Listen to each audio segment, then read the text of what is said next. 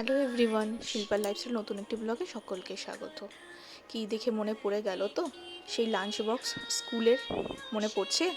চলো চলো ঝটপট বানিয়ে ফেলে দেওয়া যাক।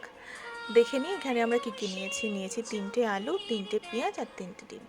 আমি এখানে কড়াইতে তেল দিয়ে কিছুটা বাদাম ভেজে নেব। আমার আবার চাউমিনে একটু বাদাম দিলে ভালো লাগে। তোমরা কী কে বাদাম খাও আমাকে অবশ্যই জানিও। যাই হোক, এখানে বাদামটা আগে ভেজে তুলে নেব। এরপরে দিয়ে দেবো 3খানা ডিম একসাথে ফেটি। ডিমের মধ্যে অল্প পরিমাণ লবণ আর গোলমরিচ গুঁড়ো দিয়ে নিয়েছিলাম। জানো তো, সপ্তাহে এই একটা দিন চাউমিন নিয়ে যাওয়ার জন্য মাকে কিন্তু রিকোয়েস্ট করতে হতো।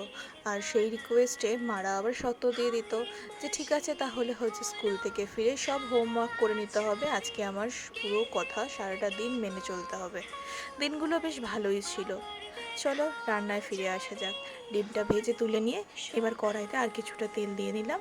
তেলটা দেখে নিলাম গরম হয়েছে কি না। এইবার দিয়ে দেবো হচ্ছে আলুগুলোকে আমি এরকম মোটা মোটা করেই কেটেছি, কারণ ভাজার পর আলু কিন্তু গলে যেতে পারে, সেই কারণে। এবার লবণ দিয়ে দিলাম। এবার দিয়ে দেবো পেঁয়াজ। আমি এখানে 3খানা পেঁয়াজ নিয়েছি আর পেঁয়াজের সাইজটা রেখেছি ছোট করে কেটে। খুব বেশি বড় করে এখানে আমি পেঁয়াজ কাটিনি, কারণ প্রত্যেকটা জিনিসই ভালো করে মিশিয়ে একটু নরম হতে দিতে হবে, সেই কারণে আমি পেঁয়াজের সাইজটা রেখেছি ছোট আলুর থেকে।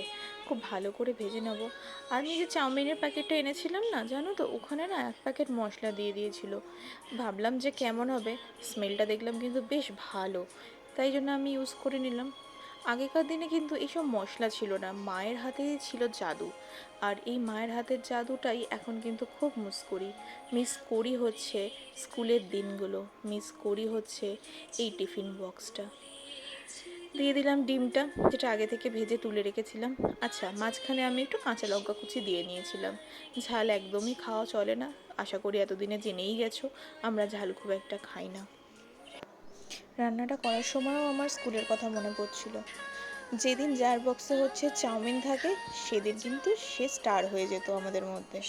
তোমাদের মধ্যেও হতো নিশ্চয়ই, আমাকে অবশ্যই কমেন্ট করে জানিও। আর কেমন লাগে আমার ভিডিও অবশ্যই আমাকে জানিও।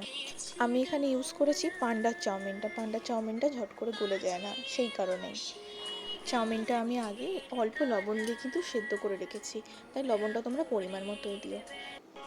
আমার ভিডিও কেমন লাগে তোমরা কিন্তু আমাকে অবশ্যই কমেন্ট করে জানিও। আমার তো চাউমিন রেডি হয়ে গেল। তোমাদের কার কার ছোটোবেলাকার কথা মনে পড়ছে এখন অবশ্যই আমাকে কমেন্ট করে জানিও। আমি কিন্তু তোমাদের কমেন্টের আশায় থাকি। আমাকে অবশ্যই সাপোর্ট করো। লাইক শেয়ার কমেন্ট করতে কিন্তু একদম ভুলো না। আর হ্যাঁ, অবশ্যই কিন্তু সাবস্ক্রাইব করে দিও প্লিজ। চলো, গুড নাইট আজকের মতো। তোমরাও সবাই ভীষণ ভীষণ ভালো থাকো। মাঝে মাঝে কিন্তু এরকম পুরনো দিনগুলোকে স্মৃতিচারণ করলে ভালোই লাগে, তাই না? আমার কিন্তু বেশ লাগে। চলো, টাটা।